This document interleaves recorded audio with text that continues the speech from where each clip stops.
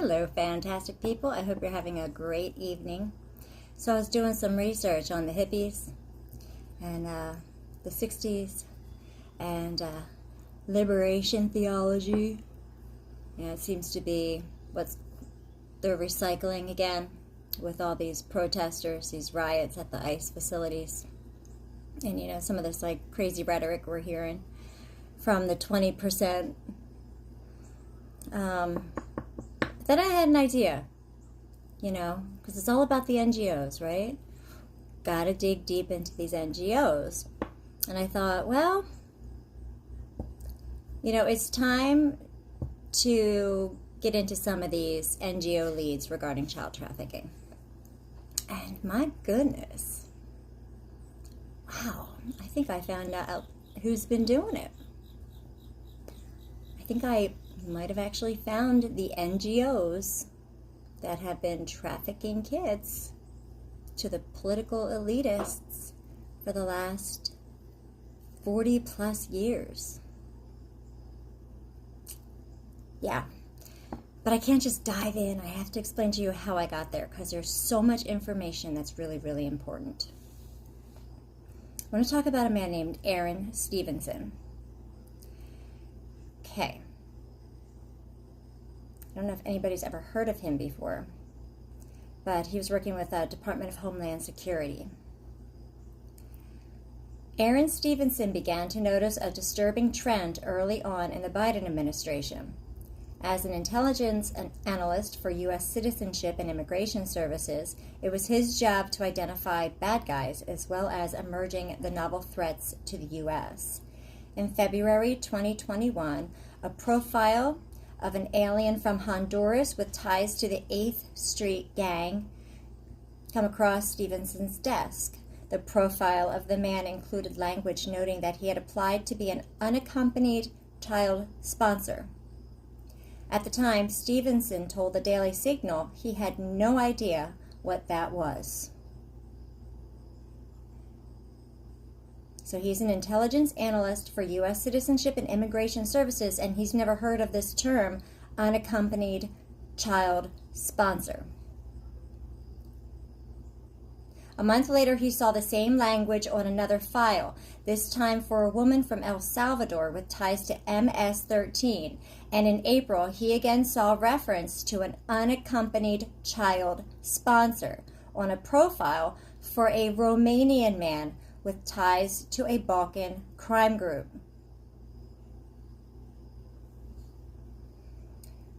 So that's 3 gangs, 3 countries, all doing the same thing. So naturally, I'm like, that makes no sense, Stevenson said. He recalls thinking. In April 2021, Stevenson began calling the Department of Homeland Security, Customs and Border Protection, and Immigration and Customs Enforcement to find out if anyone was tracking human trafficking threats within the Unaccompanied Alien Children Program. No was essentially the answer Stevenson received. No one was tracking human trafficking threats within the Unaccompanied Alien Child Program. These are children, and nobody's tracking that. But yet the borders are open at this point. You think that was an oversight? You think Kamala Harris just forgot about the kids?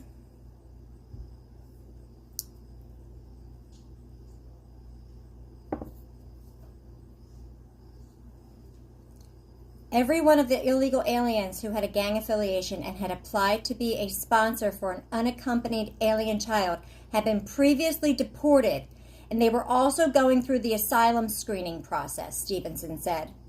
I literally just kind of asked myself out loud, why would an MS-13 gang member be trying to sponsor a child? And when you say it out loud, it kind of changes your thinking, he said. It's his view that the primary reason gang members were seeking to sponsor children was financial. I think advantageous networks saw a situation and they exploited it, Stevenson said. From his position, Stevenson did not know whether these gang members were being approved to be sponsors for unaccompanied alien children or not, but he had a grave concern that they were being rushed through the vetting process and that children were being placed with these individuals and at risk of exploitation. Okay, sure. So it was oversight, right? New administration, making changes, 500,000 children slipped through the cracks. Well, no, I mean, that doesn't make sense because they would have known in 2021, like halfway through 2021, so they would have stopped it immediately. But no, they didn't do that. Let's keep reading. The analyst did an interview with Project Veritas in 2021 explaining what he was seeing and expressing the concerns he had over sponsor vetting. Deborah White, an employee of the Department of Health and Human Services Office of Refugee Resettlement, the office responsible for placing unaccompanied migrant children in the care of a sponsor, and again, Department of Health and Human Services, okay, this is HHS. It is their ORR, their Office of Refugee Resettlement, and that's what got me there, friends. Can't wait to share it with you. All right, let's keep going here.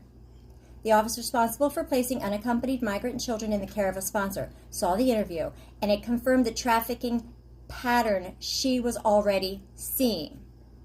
In June 2021, I discovered the first case of trafficking, and along with my counterpart, Tara Rodas, we reported it, but children continued to be sent to dangerous locations with improperly vetted sponsors, White told lawmakers during a Senate roundtable in July 2024. Oh my gosh, that was 3 years after. After she also blew the whistle on what she was seeing related to the program. One case in Florida had over 12 children linked to one sponsor at multiple addresses, according to White. Now, guess that was when Pam Bondi was the Attorney General. I wonder where that was. I wonder if it was in Miami or, associated with Rubio.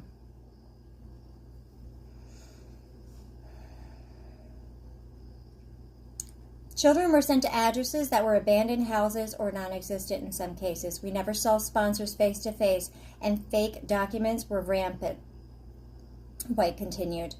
When we questioned documents, HHS ORR leadership said, "You're not fake ID experts, and your job is not to investigate the sponsor. Your job is to reunify the child with the sponsor." During the Biden administration, who said that? I want to know who the HHS ORR leaderships. They leave out the names. That's not right. That's not transparent. During the Biden administration, and maybe during previous administrations as well, a lot of sponsor vetting was done by non-governmental organizations, NGOs, and contractors. Contractors like who? Like BlackRock affiliated? Who? Why do they leave out so much information? Stevenson said, adding, "They suck. They can't do this job. It's hard to vet somebody." The Daily Signal reached out to HHS to learn whether contractors were still being used to vet sponsors, but did not receive a response. Stevenson continued sounding the alarm on the issue of gang members applying to be sponsors and additional issues he saw within USCIS. In February of 2023, he was terminated. They fired him because he wouldn't stop complaining about children being trafficked through the government system.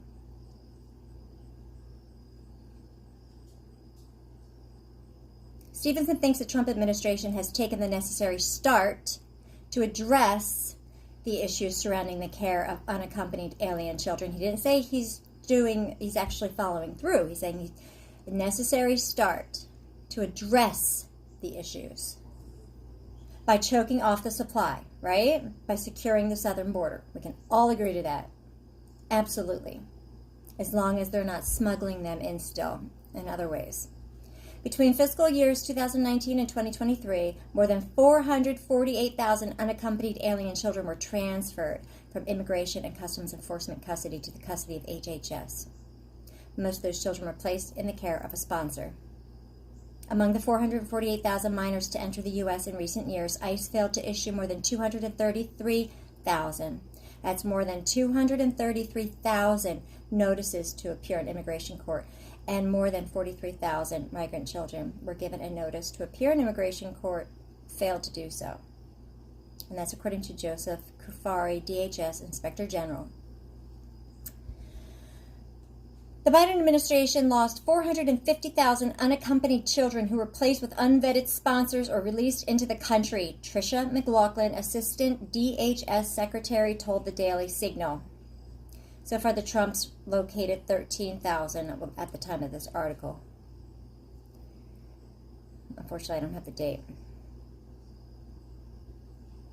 So, Office of Refugee Resettlement and Office of the Administration for Children and Families.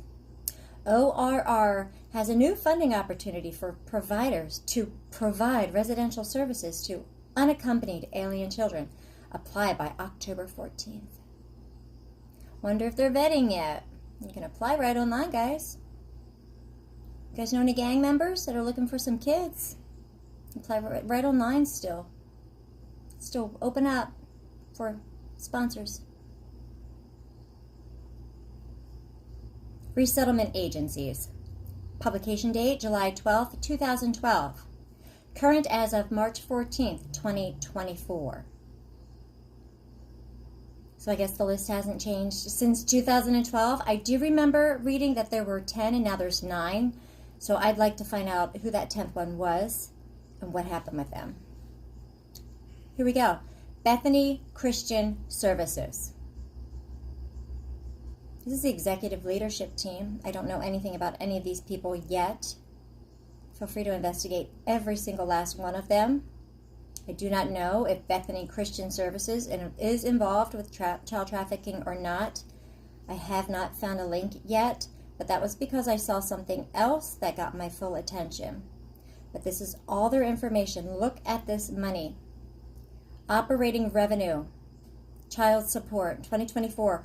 $137,315,000. That's their operating expense in 2024. What's going on?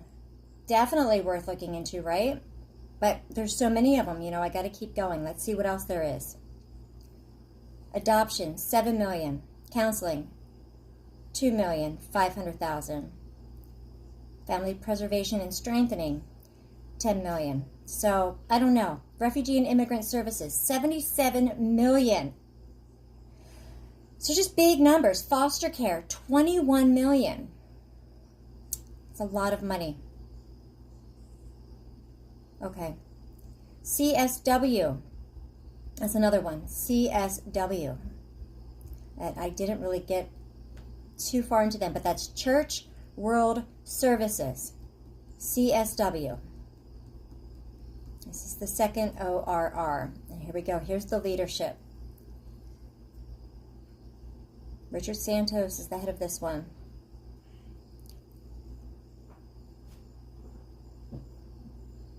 Okay, look at this income. Sources of CW's support.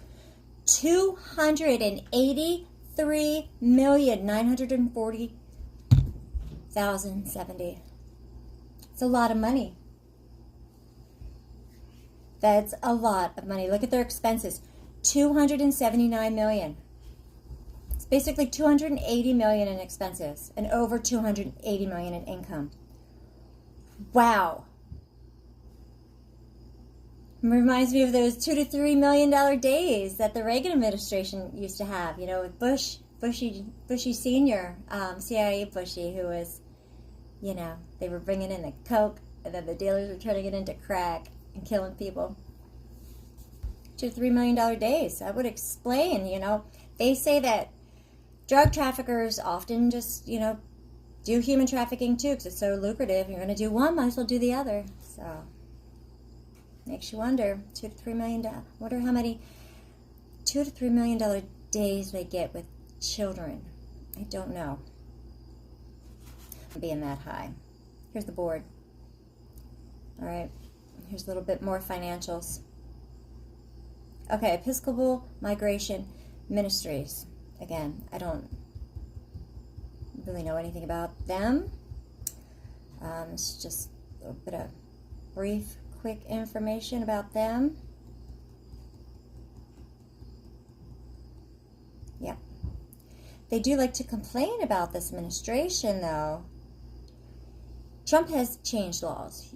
He has implemented anti-child trafficking laws, right? But we know that Bush W did that as well, and it was bogus. It was like Reagan and Bush's war on drugs while they were smuggling drugs into the country. You know what I mean? Like, yeah, look at this anti-drug legislation I'm going to put through to a bunch of people who molest children and stuff and do drugs. Like, give me a break. So CSW is complaining about Trump and his anti-trafficking laws and closing the borders, right? January 20th. Trump signs executive orders banning refugee resettlement and freezing foreign aid. Well, yeah, because you were trafficking kids, you guys, your NGOs. So, gotta look into that, maybe try to stop it. January 22nd, the refugee ban goes into effect abruptly 5 days before expected. Over 12,000 refugees who had completed security screenings and were booked for travel see their flights canceled.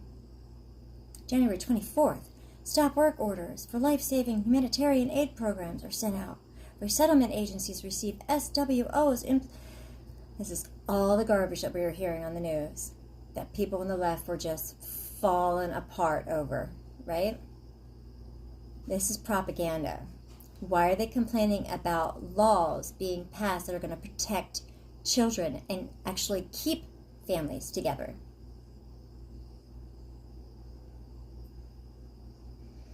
They just act like they don't know about the trafficking and all the missing kids? Is that what they're doing? They're just playing dumb?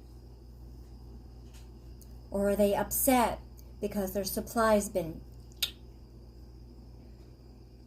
very strange? Like, you would think that this is a political organization, not a child, like, welfare services type of an organization. Yeah, so it goes in all of that. Keeps going on and on about the White House and congressional Republicans. Like, why is this on their website? It's really confusing. Immigration enforcement continues despite shutdown. And then they go and they're complaining about ICE. That's weird. It's really weird. They're getting the child traffickers out, and they're closing the borders and making them secure so people can't traffic kids anymore, like, so easily, right? Why would they be complaining about this? Look at all of this information they have here. Urge your members of Congress to support legislation that reverses harmful snap cuts. Stand with stranded refugees as the administration sets new refugee. This is a very political organization. How is this an NGO that sponsors children? Alien children. This is a political organization. We're paying them. What is and isn't legal when ICE officers make an immigration arrest? The anti-immigrant, it's even worse, policies in Trump's final bill explained. They're going off about the travel ban, which was needed as well. Wow. Here's their leadership. CWS financials, we did all that. Okay. Oh, Episcopal migration, there we go. According to UNHCR, there are currently... Okay, listen to this. Latest news from CWS. Yesterday, the Trump administration filed a motion to stay or pause all proceedings in the Pacito versus Trump lawsuit, in which CWS and others are challenging the indefinite refugee ban. The administration argues that because the ongoing federal government shutdown prohibits Department of Justice attorneys from working, proceedings should be halted until the government reopens. They just want to keep bringing people over. What is going on? The government shut down and they're filing charges because they can't traffic. That's what I think's going on. Wow. Why are we funding this group? These are like radicals right here. This NGO, I think, is trafficking and doing like the CIA mind control garbage by indoctrinating and radicalizing people. This website's insane. None of the other child service websites are like that. They look the way they're supposed to. Anyway, Episcopal Migration Ministries. I don't know. They definitely saw an increase. Here, look at that. Skyrocketed from 2022 to 2023. And again, into 2024, it skyrocketed again. So I don't know why these are so old. Top 10 nationalities. Now, this is important, too. Out of 37 arrived fiscal year. Okay. So this isn't the best data, but 26% Afghanistan, 18% Congo, 16% Syria, 6% Burma, 3% Iran, Venezuela, Somalia, Colombia, Guatemala, and 2% El Salvador. Just give you an idea of where they're bringing people in from. Okay, here's a map.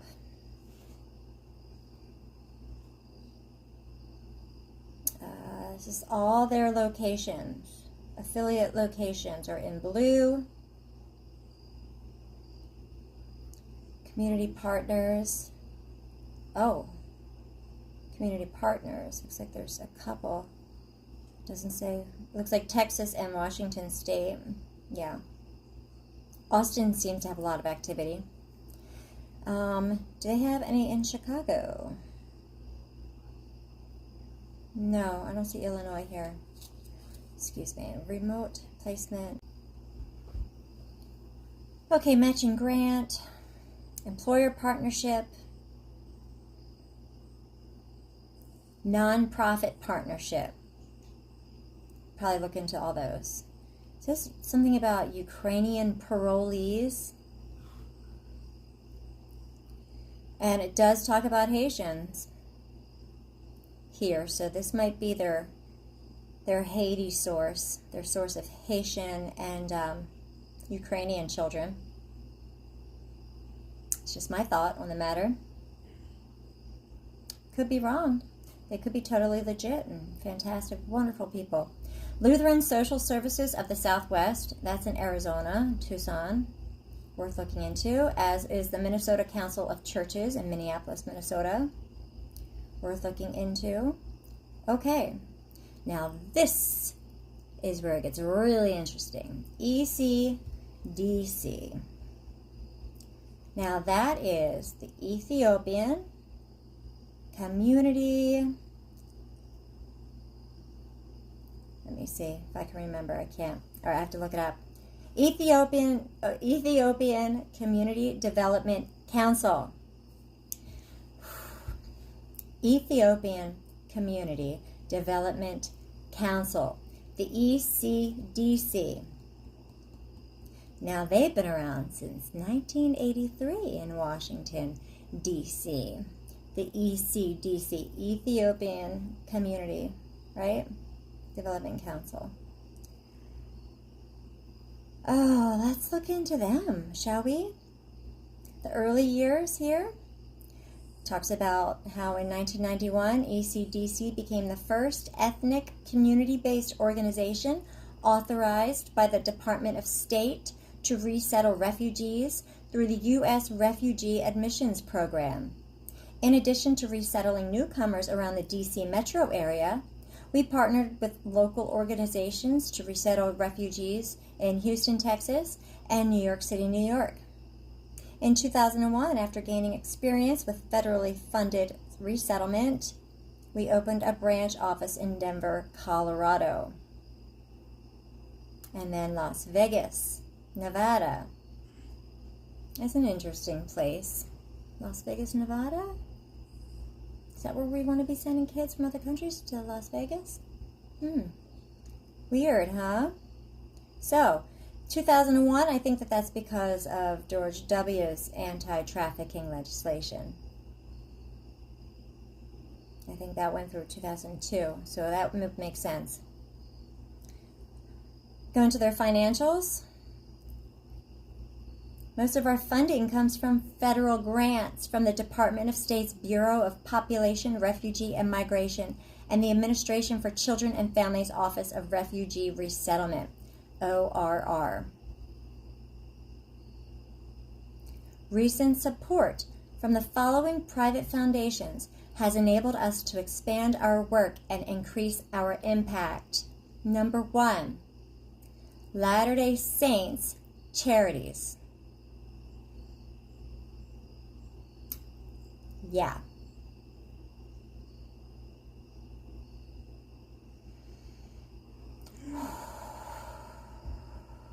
Okay, number 2. You ready for this one? Drum roll, please. Open Society Foundations.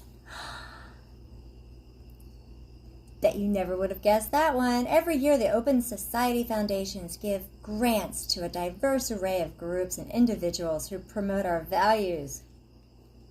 Through a unique network that is guided by local voices and global expertise. $23 billion in total expenditures.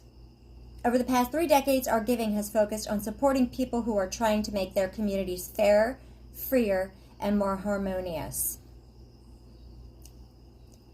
$1.7 billion 2023 expenditures. Our approach involved focused, time-bound funding interventions, long-term support for partners, and flexible funds. Okay, whatever. 50,000 grants. Yeah. The ECDC, LDS, Soros, Community Sponsorship Catalyst Fund. I don't know. Don't know what that is. Have to look into that, I guess, huh? The Shapiro Foundation. Don't really know much about them either. They talk about 75 million refugees. Is that like globally? Here are the people that run that. Got associated with Boston Children's Hospital, Horizons for Homeless Children, the Home Project. Okay, so it looks like they operate in Greece and Israel.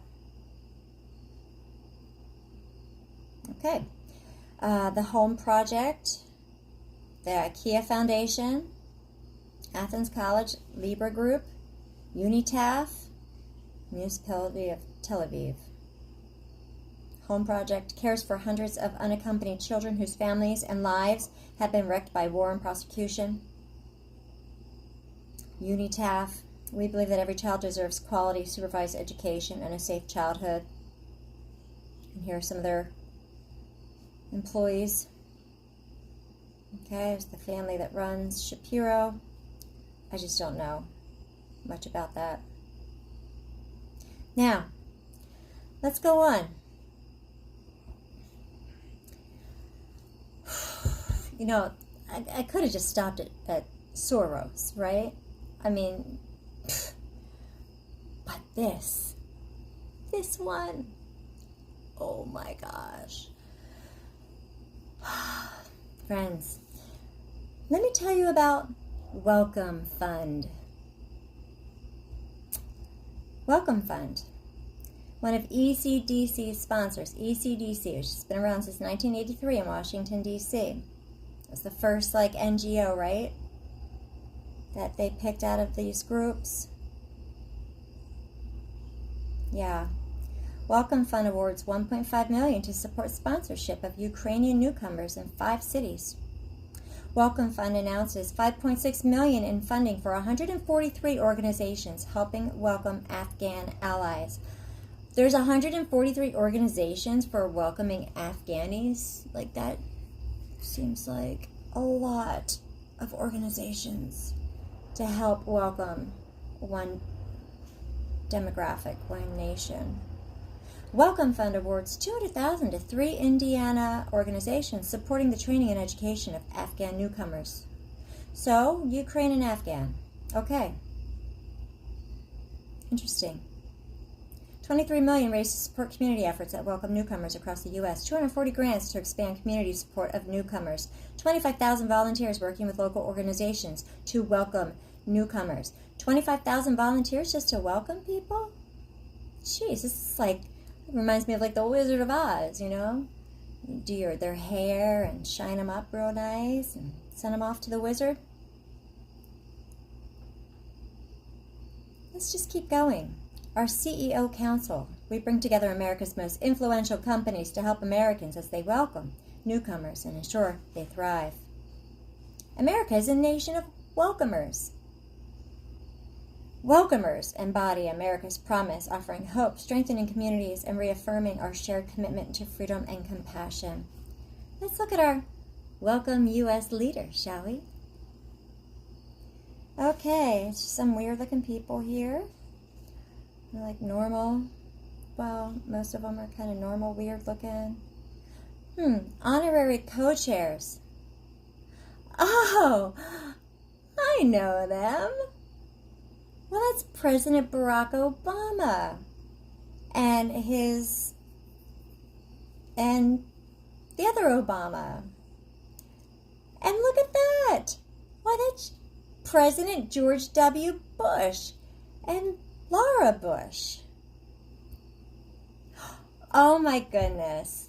Look below them. There we got President Bill Clinton and Secretary Hillary Clinton. Is she still called secretary if she's not the secretary still? It's confusing. And it doesn't stop there. Look at that, the Carters. Who knew? I wouldn't have guessed that, but join our welcoming community. Could you imagine being a kid and that's your welcoming community? Oh, dear Lord, will somebody look into this organization right now, please? Please? Trump? Gnomes? Rubio? Cash? Anyone? Hello? Hello? Are you seeing what I'm seeing here? The oldest NGO that works for ORR, resettling alien children, of which 500,000 were lost in the last 4 years, is funded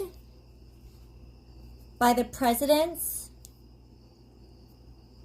who it appears were part of this human and drug trafficking network. Can we look into ECDC? Unbelievable. I mean, I can't top that. I can't top that.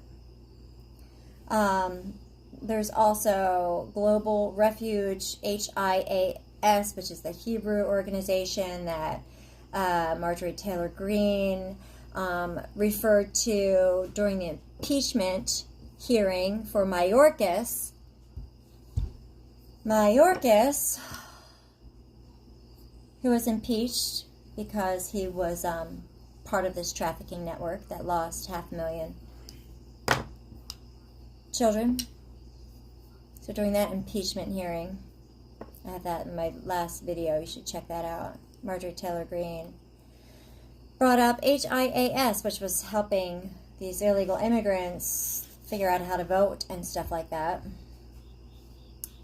International Rescue Committee, U.S. Committee for Refugees and Immigrants, United States Conference of Catholic Bishops, okay, now I do know about them, and World Relief. So, let me see if I can find my info on the Catholic bishops real quick. This is just so wild.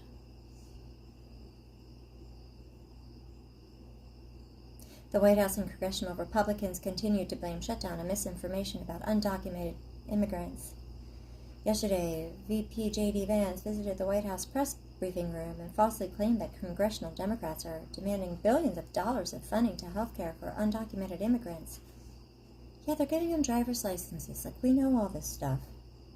Give me a break. Okay, that was just at CWS info.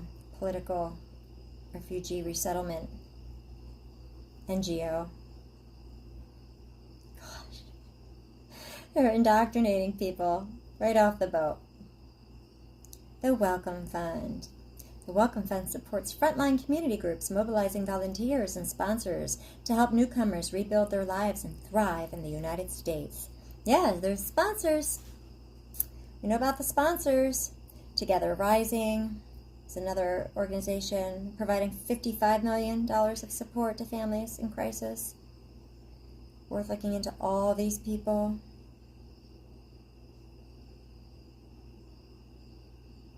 There's a lot of money involved in this. Okay, so that was the last one. That was Together Rising. That was the last. So Latter-day Saints, Open Society, Community Sponsorship, the Shapiro Foundation, Welcome Fund, and Together Rising are 6 organizations that help fund ECDC, who is also highly funded by the federal government, that has been around since 1983, resettling refugee children. So, are they the original child trafficking network to the political elitists? It would make sense, and it's worth investigating. And if they're not, they certainly would not mind us looking into them, because that would mean that they're really righteous and they're doing great work. But hey, I mean, you're associated with criminals, so I doubt it, sadly. I hope I'm wrong. Catholic Charities in Northeast Kansas. Right. The Community Sponsorship Catalyst Fund is guided by the belief that when neighbors engage meaningfully in the welcoming of newcomers, the entire community benefits. First round grantees. Okay, here we go. Catholic Charities of Northeast Kansas. Church World Services, CWS, North Carolina. That's Greensboro and Durham. Saw something about Greensboro and trafficking too. I can't remember. Ethiopian Community Development Council, Denver, and Washington, D.C.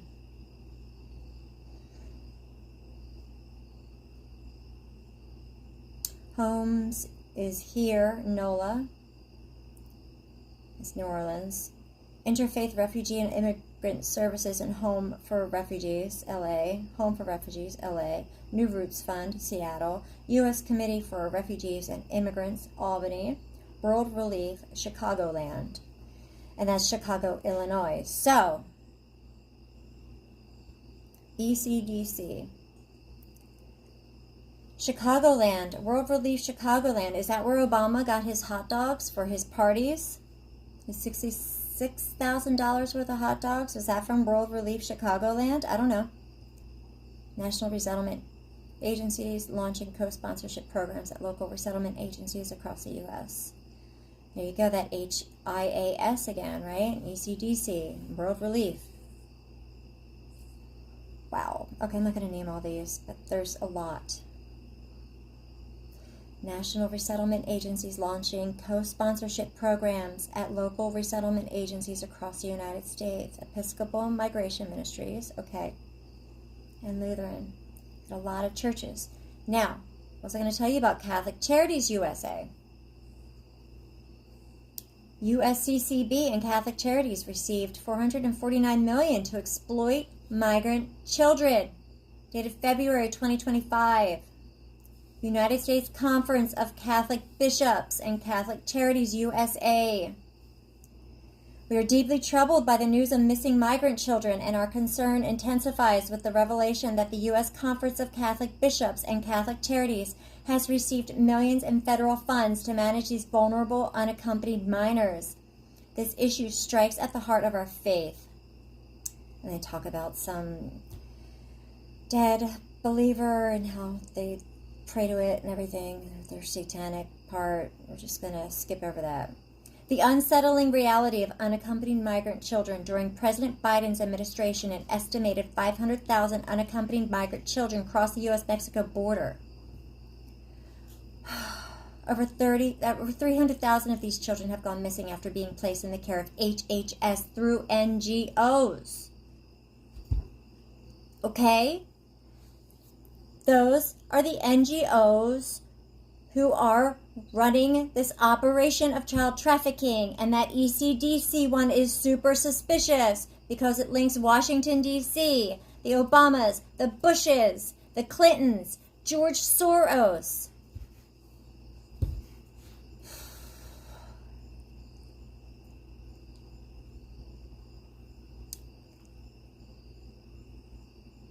Catholic Charities. USCCB and Catholic Charities collected $2.4 billion for migrants during the Biden administration.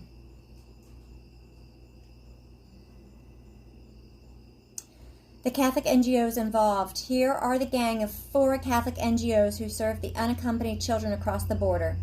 Now again, these are referred to as UACs. Catholic Charities USA. They provide immediate shelter, food, and long-term support like legal aid and health services, directly managing the day-to-day care for many unaccompanied minors. The United States Conference of Catholic Bishops acts as a coordinator for the UAC program, managing funds and programs, including shelter services and illegal representation, often subcontracting to Catholic charities. This is hard to get through this. I am fuming.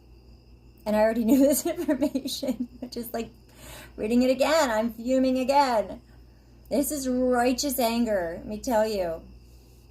These children were put into the hands of these people who are getting paid hundreds of millions and billions of dollars to resettle them in safe homes, and they're trafficking them.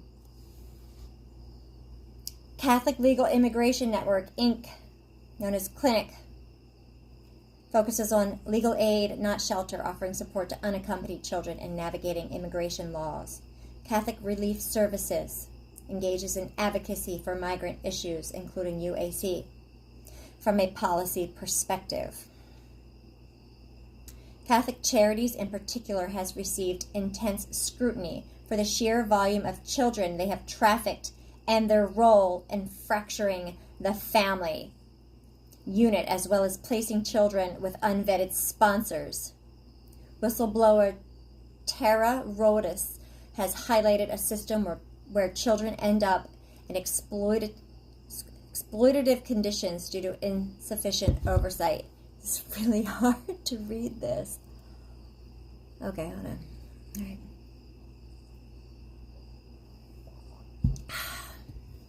These are the NGOs that are trafficking children.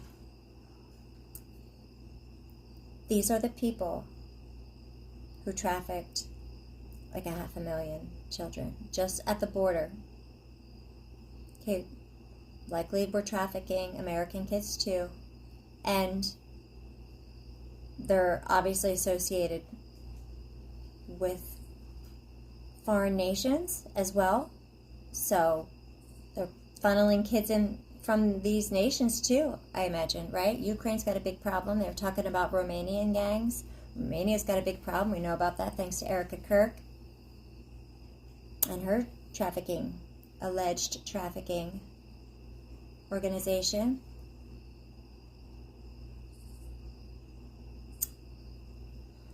Yeah. We were talking about USCCB, right? Their role they've received $236 million since 2008 to oversee the UAC program. Why isn't anything being done about this? Why isn't Trump doing anything about this? These NGOs are all over the country.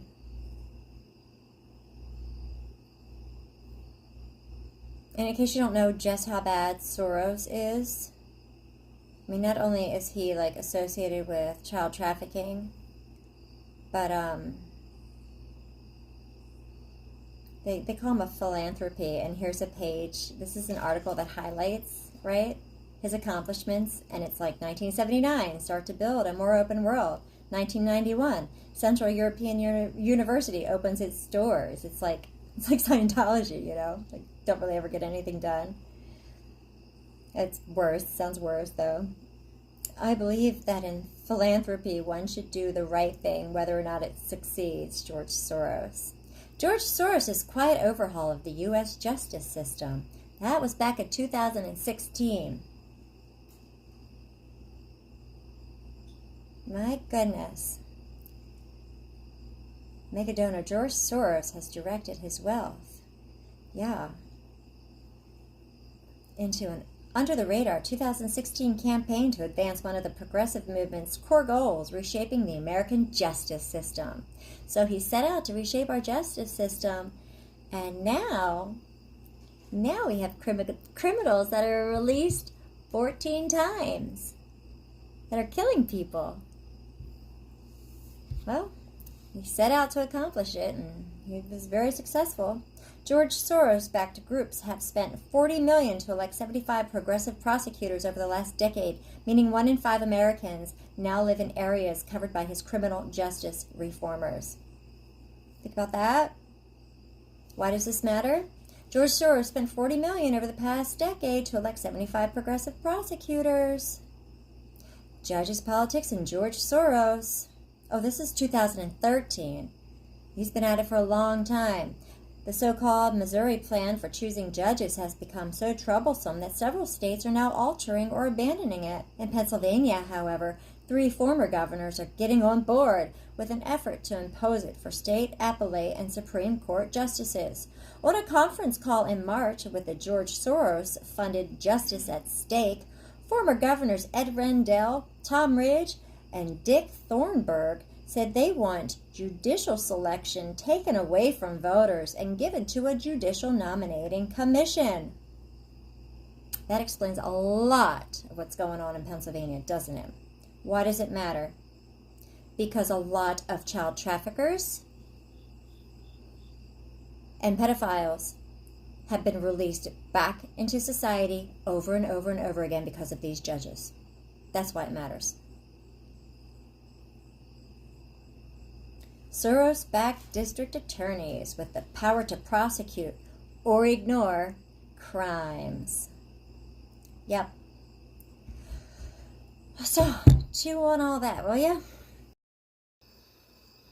Okay, so here we have Jadot, the Director of U.S. Citizenship and Immigration Services. Basically, she's blowing a lot of smoke up the Oversight Committee's bums, and well, here, just take a listen. Transparent, responsive, and keeping pace with online advancements. My goal every day has been to ensure USCIS is able to uphold America's promise as a nation of welcome and possibility with fairness, integrity, and respect for all we serve. This was my commitment when I was confirmed in 2021, and it remains my commitment today. This nation needs a strong and effective immigration system and policies which reflect our values as Americans. And that policy must promote family unity, economic growth, and the value of citizenship. It must support our humanitarian values and demonstrate our place as a leader among free nations. It must promote lawful immigration and discourage irregular migration. My USCIS colleagues and I know this, and it shows in our work. We stand ready to work with you to continue to bring our immigration system into the 21st century. Thank you. Thank you for your testimony, Director. We'll now proceed with 5-minute questions from the members, and I'll begin. Our staff asked a series of straightforward questions to get some basic data figures. Back in September, your office simply stonewalled us. We informed you to be prepared to answer those questions today, so there's no excuse for further evasion or obfuscation. So I'm going to ask you now again, how many aliens who have entered the country pursuant to CHNV programs since October of 2022 have changed their immigration status? First, let me start by saying I highly value the role that Congress plays in our oversight. I once was here. It's an odd position to be sitting here. I appreciate that. But I It's not an answer to the question that we've been asking since September. So could you please answer the question? How many aliens who have entered the country pursuant to CHNV program since October 2022 have changed their immigration status? So I understand that just before this hearing, in preparation for this hearing, understanding the importance of returning those responses to you, you should have received a response to various questions that were requested in September. We received a response to one question. I again repeat my question for the third and final time. How many aliens who've entered the country pursuant to CHNV since October 2021 have changed their immigration status? At the moment, I don't have those numbers with me, but this is outrageous. How many aliens who've entered the country pursuant to CHNV since October 2022 remain CHNV parolees? Again, I don't have those numbers with me. You were asked these questions in September. You were told in advance of this hearing that they would be asked again, and you were advised to have answers for us. These are basic questions of data. I'm astonished and appalled that you would appear before this committee with all of this advance notice and not be prepared to answer these basic questions.